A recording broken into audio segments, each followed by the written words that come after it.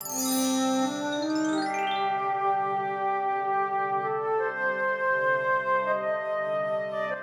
गर्भवती औरत पागलों की तरह तालाब के किनारे खड़ी थी। उसके चेहरे पर टूटे हुए सपनों का दर्द था। उसकी हालत बहुत बुरी थी। मुझे मर जाना चाहिए। जिससे मैंने सच्चा प्रेम किया, उसी ने मुझे धोखा दे दिया। उसने मुझे गर्भवती करके छोड़ दिया। अब मैं इस कलंक के साथ अपना जीवन नहीं बिता सकती। इतना कहते ही पद्मा अपनी आंखें बंद कर लेती है और बिना कुछ सोचे समझे तालाब में कूद जाती है। अचानक पूरे तालाब के ऊपर तेज सुनहरी रोशनी फैल जाती है। पानी चमक उठता है और उसी रोशनी के बीच एक दिव्य सुनहरा पक्षी प्रकट होता है।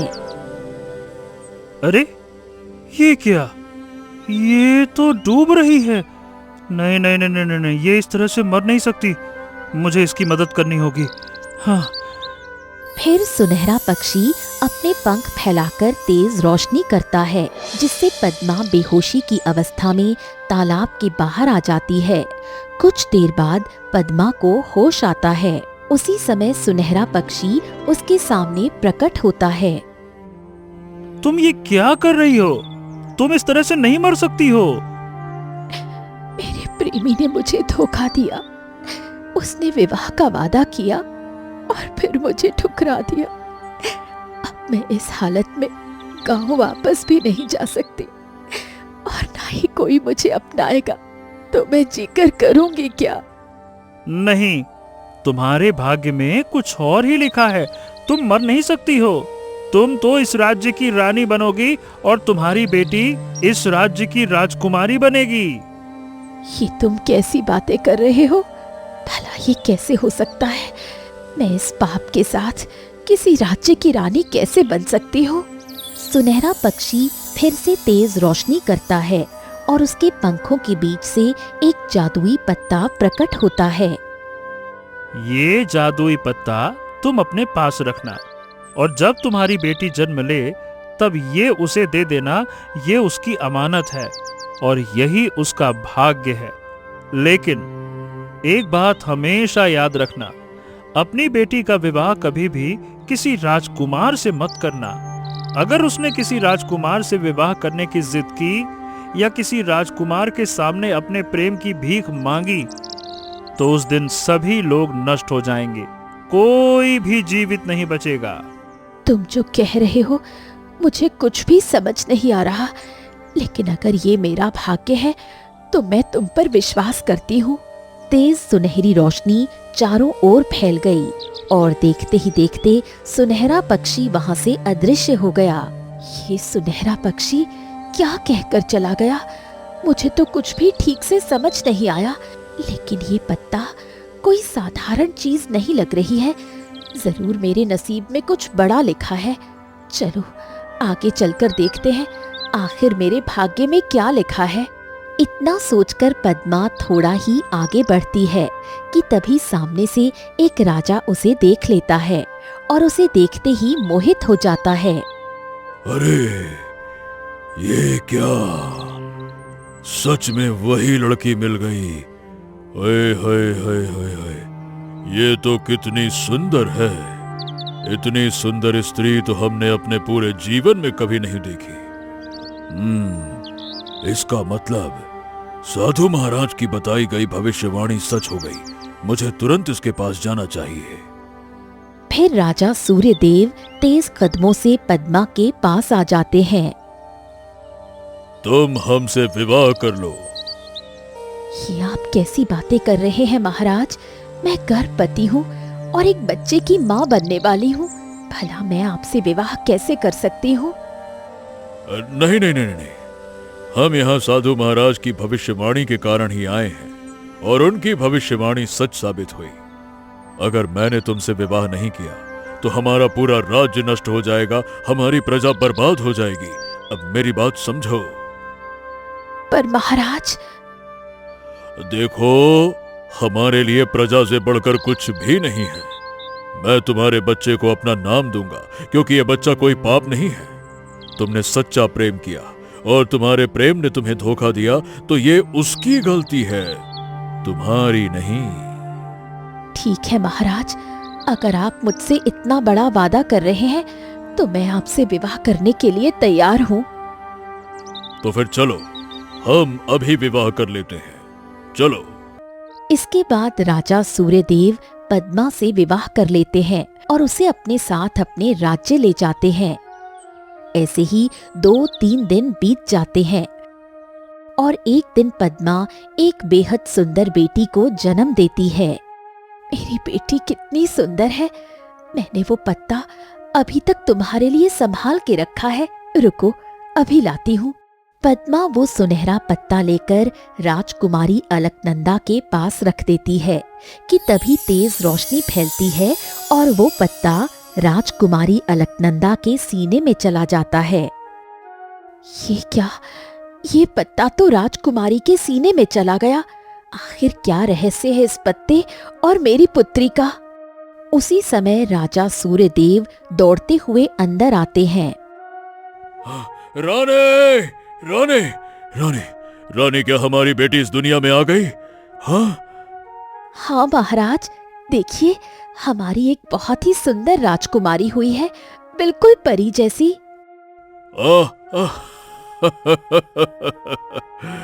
सब कुछ साधु महाराज की बताई हुई भविष्यवाणी के अनुसार हो रहा है। ठीक है, अब मुझे किसी भी तरह से अपनी बेटी का विवाह किसी साधारण युवक से ही करना होगा।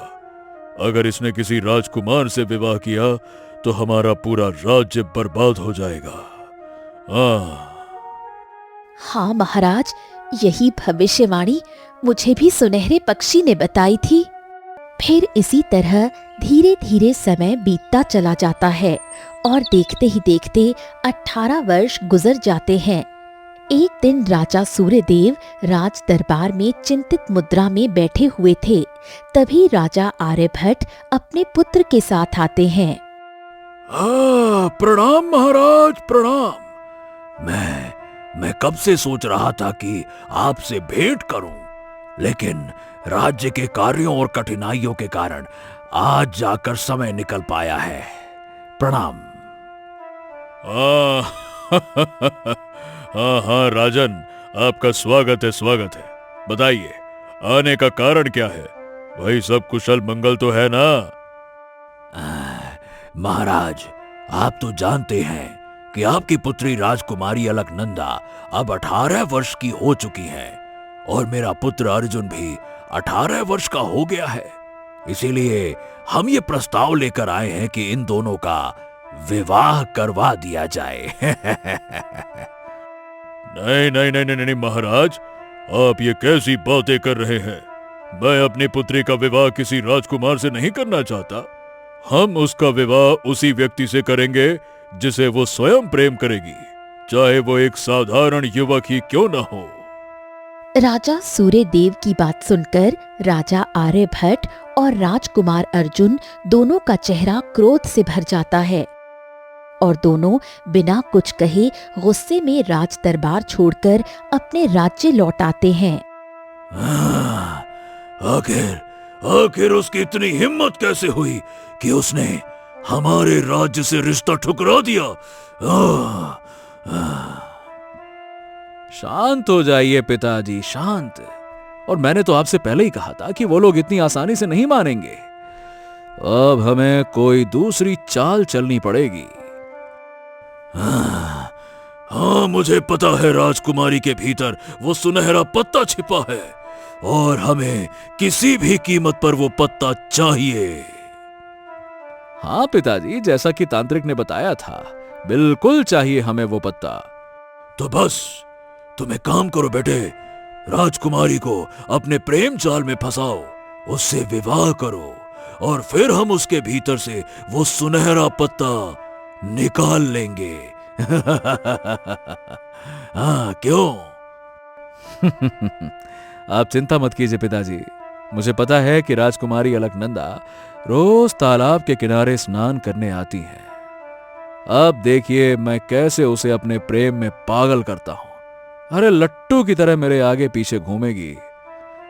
आशीर्वाद दीजिए पिताजी, चलता हूं। राजकुमार अर्जुन वहां से निकल पड़ता है। उधर उसी समय राजकुमारी अलकनंदा तालाब के किनारे स्नान कर रही थी। चलो, स्नान तो हो गया, अब जल्दी से राजमहल लौटना चाहिए, वरना माता पिता मेरे लिए परेशान होंगे। राजकुमारी स्नान कर बाहर आती है, तभी अचानक एक जंगली भालू उसके सामने आकर खड़ा हो जाता है। हे भगवान, ये क्या? ये तो जंगली भालू है। अब मैं क्या करूं? अगर भागने की कोशिश की तो कहीं ये मुझे मार ना दे। मुझे किसी तरह खुद को बचाना होगा। राजकुमारी डर के मारे भागने लगती है और भालू उसकी ओर बढ़ने लगता है। तभी अचानक झाड़ियों से राजकुमार अर्जुन निकलता है और अलकनंदा को झाड़ियों के पीछे खींच लेता है, जिससे भालू आगे निकल जाता है। तुम कौन हो और तुमने मेरी जान बचाई? हाँ, मैं पड़ोसी राज्य का राजकुमार अर्जुन हूँ। माफ करना, लेकिन मैं तुम्हें कई दिनों से इस तालाब के किनारे देख रहा था और तुम्हें पहली बार देखते ही मुझे तुमसे प्रेम हो गया था। लेकिन मैंने तो तुम्हें आज पहली बार देखा है। चलो, मुझे जाना है। मुझे प्रेम की बातें करने में कोई दिलचस्पी नहीं है। राजकुमारी अलकनंदा वहां से चली जाती है। कोई बात नहीं राजकुमारी, मैं इंतजार कर सकता हूँ। पहली बार में मना करेगी, लेकिन दूसरी बार जरूर मान जाएगी। राजकुमार हूं मैं। पूरा विश्वास है, मानेगी। हाँ। इसके बाद कई दिनों तक राजकुमार अर्जुन राजकुमारी अलकनंदा के आसपास मंडराता रहता है, उसकी रक्षा करता है, उसकी हर परेशानी में साथ देता है। धीरे धीरे दोनों के बीच प्रेम गहराने लगता है। एक दिन दोनों तालाब के किनारे प्रेम भरी बातें कर रहे होते हैं। देखो अर्जुन, मैंने तुम्हें कई बार मुझसे मिलने से मना किया था, लेकिन तुम हर बार मेरे सामने आ जाते थे और मुझे पता ही नहीं चला कि कब हमारे बीच दोस्ती से प्रेम हो गया। इसीलिए तो अब मैं और इंतजार नहीं कर सकता। अलकनंदा, मैं क्या कहता हूँ कि हम दोनों को एक हो जाना चाहिए। मुझे तुमसे विवाह करना ही होगा। अब मैं तुमसे दूर नहीं रह सकता। मेरी बात समझो, मैं तुम्हें बहुत प्यार करता हूँ, बहुत।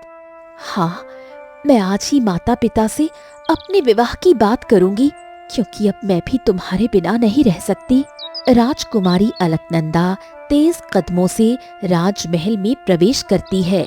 उसके चेहरे पर घबराहट और बेचैनी साफ दिखाई दे रही थी। राजकुमारी, कहाँ गई थी आप? हम लोग कितना परेशान हो रहे थे, कहाँ थी आप? पिताजी, मैं राजकुमार अर्जुन से बहुत प्रेम करने लगी हूँ और मैं उसी से विवाह करना चाहती हूँ। इतने में पीछे से रानी पद्मा आती है। ये तुम क्या कह रही हो पुत्री?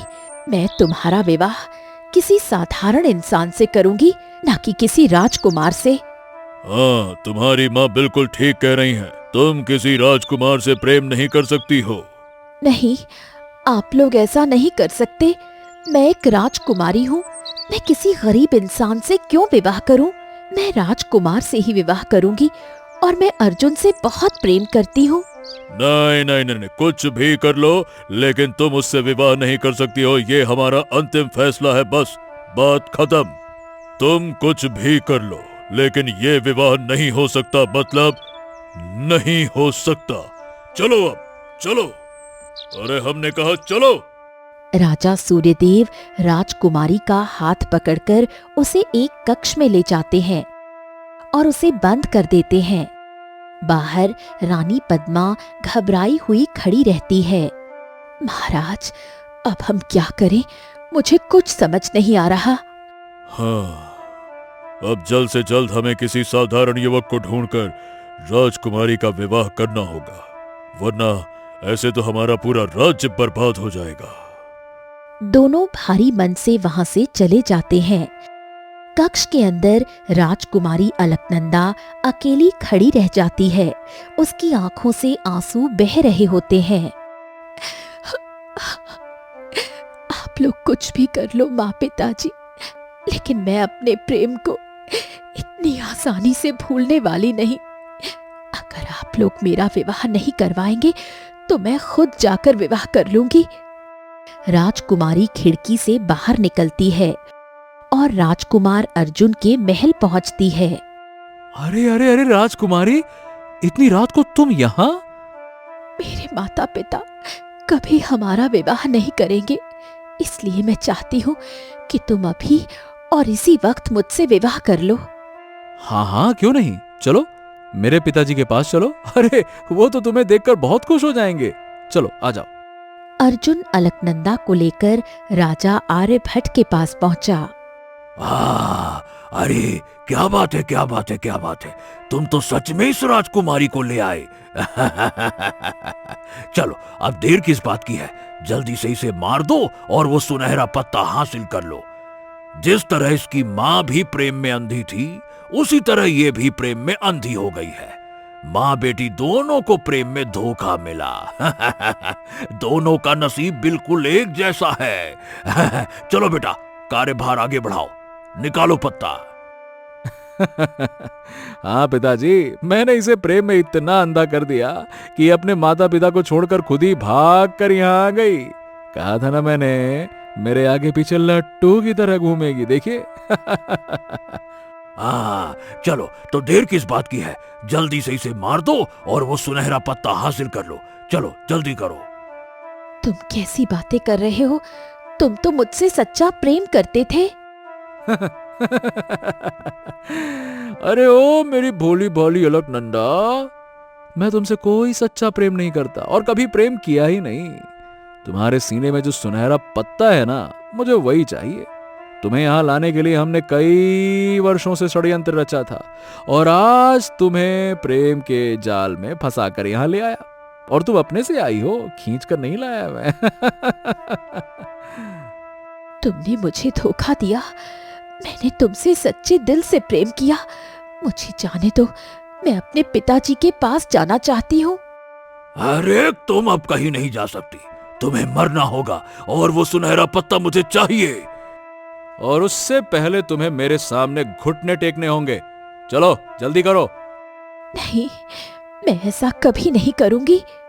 अगर तुम घुटने नहीं टेकोगी तो मैं तुम्हें मार दूंगा, और जैसे ही तुम घुटने टेकोगी तुम्हारे माता पिता और पूरा राज्य खत्म हो जाएगा और उस राज्य का राजा मेरे पिताजी बनेंगे।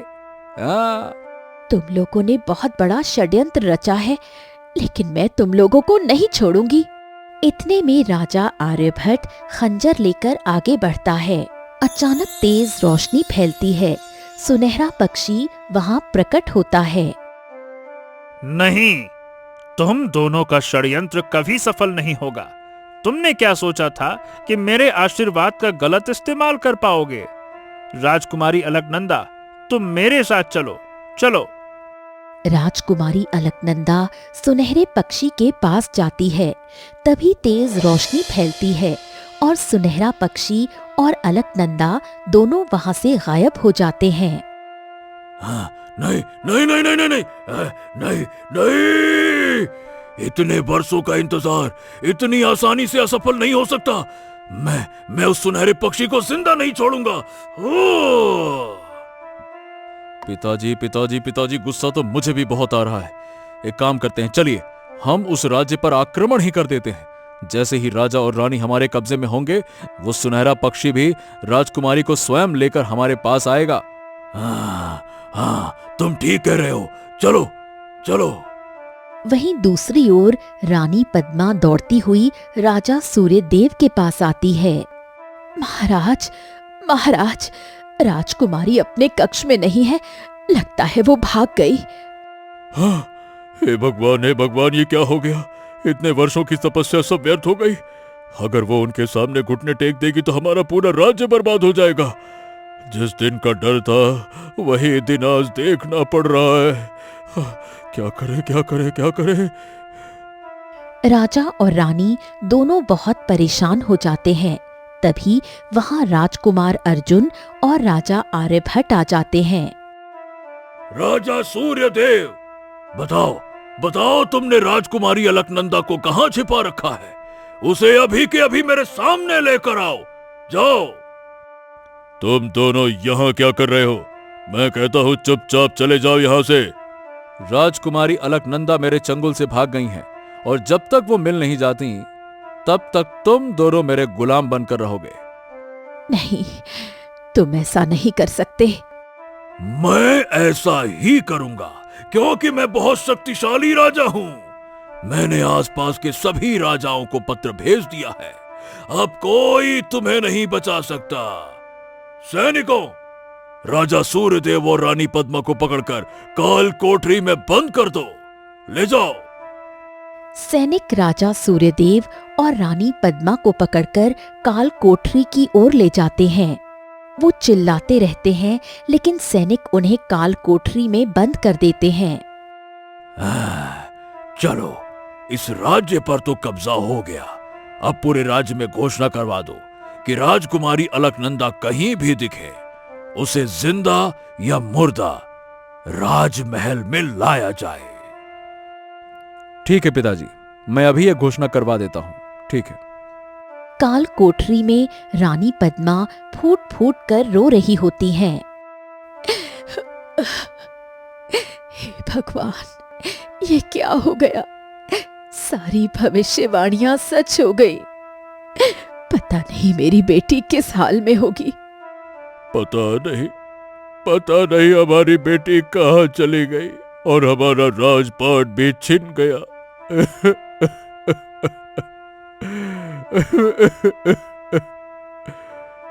दोनों फूट फूट कर रो रहे होते हैं।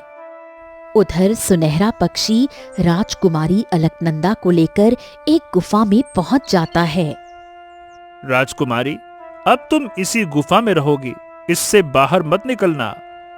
तुम ये क्या कह रहे हो? मुझे जाना है। मैं जीना नहीं चाहती, मुझे मर जाने दो। मेरे प्रेम ने मुझे धोखा दे दिया। मैंने कभी नहीं सोचा था कि मेरा प्रेम मुझे धोखा देगा। नहीं नहीं नहीं, तुम इतनी आसानी से मर नहीं सकती। मैंने तुम्हारी माँ की जान बचाई थी, क्योंकि वो पूरी तरह से टूट चुकी थी। तुम्हारे भाग्य के लिए मैंने तुम्हें एक सुनहरा पत्ता दिया था, जो अब तुम्हारे सीने के भीतर समा गया है।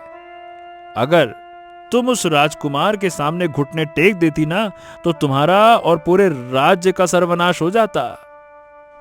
अलकनंदा फूट फूट कर रोने लगी। उधर पूरे राज्य में राजा और सैनिक सभी मिलकर राजकुमारी अलकनंदा को ढूंढते रहते हैं। इसी तरह धीरे धीरे समय बीतता है और 2 वर्ष गुजर जाते हैं। देखो, पूरे 2 वर्ष हो गए हैं। मैं अभी तक अपने माता पिता को देख भी नहीं पाई हूँ।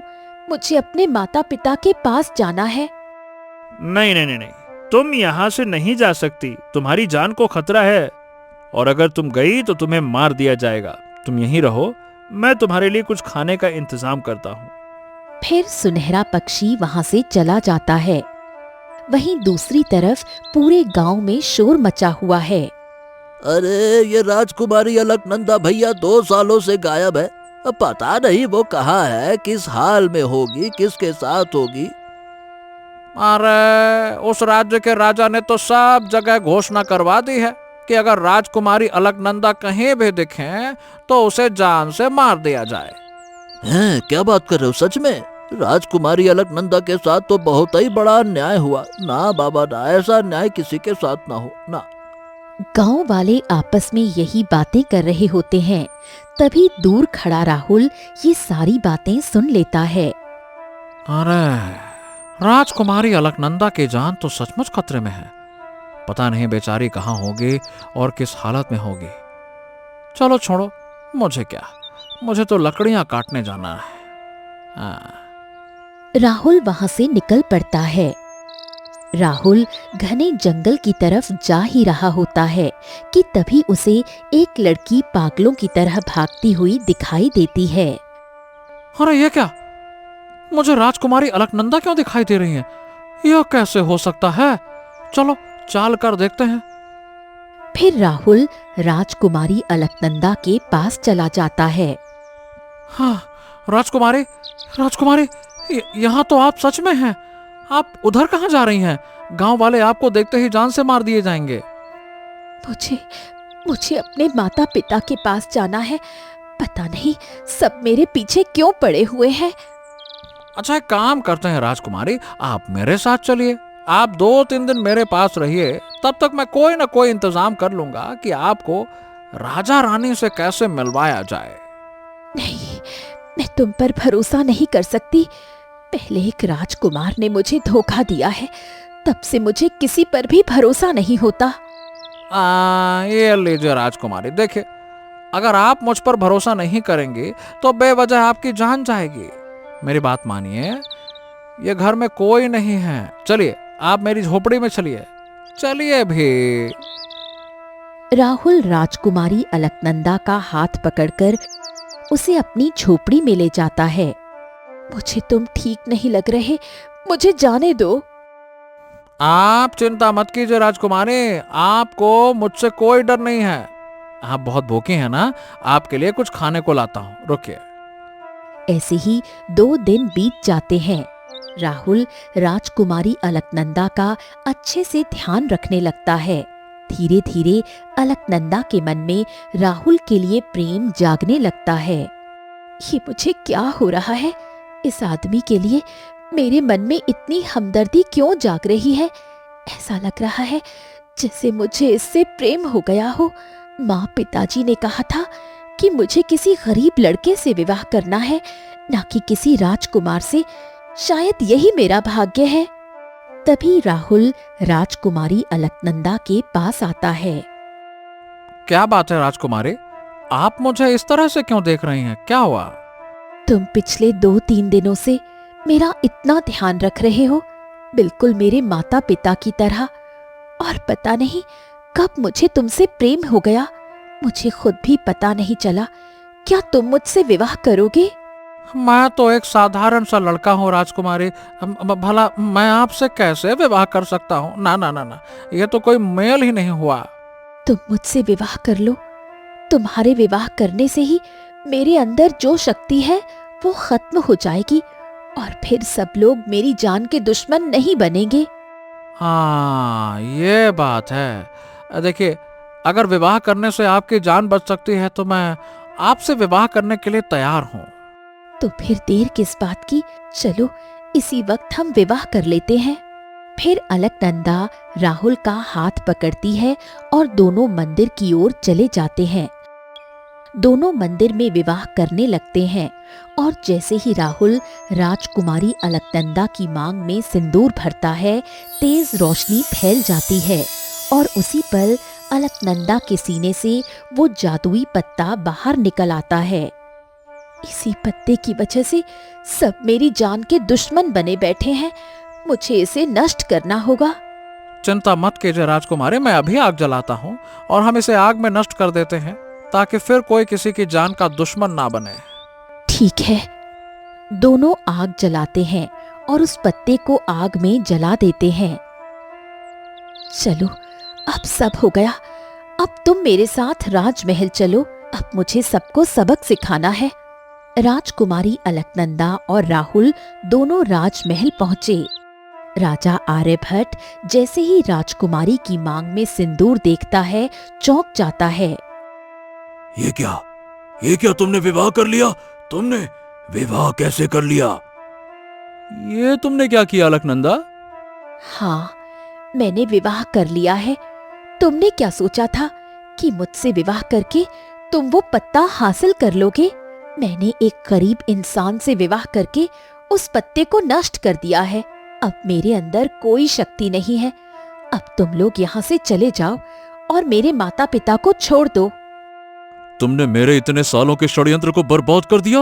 मैं तुम्हें छोड़ूंगा नहीं। सैनिकों, मार दो इसे। नहीं नहीं नहीं नहीं, आप मेरी राजकुमारी को नहीं छू सकते। मैं इनका पति हूँ और इनकी रक्षा करना मेरा कर्तव्य है। इतने में अर्जुन तलवार लेकर आगे बढ़ता है। तभी तेज रोशनी फैलती है और सुनहरा पक्षी वहां आ जाता है। तलवार का वार अपने ऊपर ले लेता है और घायल हो जाता है। ये तुमने क्या किया? मुझे माफ कर दो। मैं बिना बताए तुम्हारी गुफा से भाग आई थी। कोई बात नहीं राजकुमारी, तुम्हारे अंदर वो पत्ता नष्ट हो चुका है। अब इस राजा और राजकुमार को उनकी अकड़ की सजा जरूर मिलेगी। सुनहरा पक्षी जादू करता है। ये क्या मुझे कुछ दिखाई क्यों नहीं दे रहा? मुझे कुछ दिखाई नहीं दे रहा। पिताजी कहाँ हैं आप? ये क्या हुआ? अरे मुझे कुछ सुनाई नहीं दे रहा, क्या हो गया? अरे अरे भागो मायावी पक्षी, पता नहीं है हम दोनों को क्या करेगा, भागो भागो। दोनों बाप बेटे पागलों की तरह महल से बाहर भाग जाते हैं। राजकुमारी, जल्दी से कुछ औषधि लगाइए ताकि हम सुनहरे पक्षी को ठीक कर सकें। चिंता मत करो, मैं खुद ही ठीक हो जाऊंगा। मुझे कुछ दिनों के लिए अपने लोक में जाना होगा। इतने में सैनिक राजा सूर्यदेव और रानी पद्मा को लेकर आते हैं। सुनहरा पक्षी, तुम यहाँ इस हालत में? मेरी बेटी, तुम ठीक हो?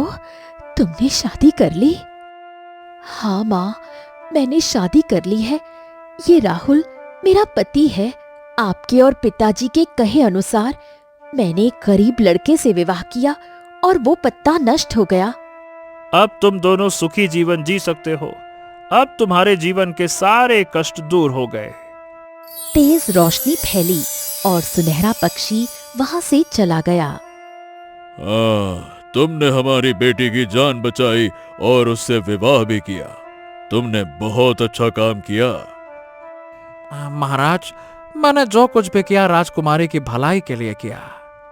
महाराज, हमारा राज्य बच गया और हमारी बेटी के कदम पड़ते ही सब शुभ हो गया।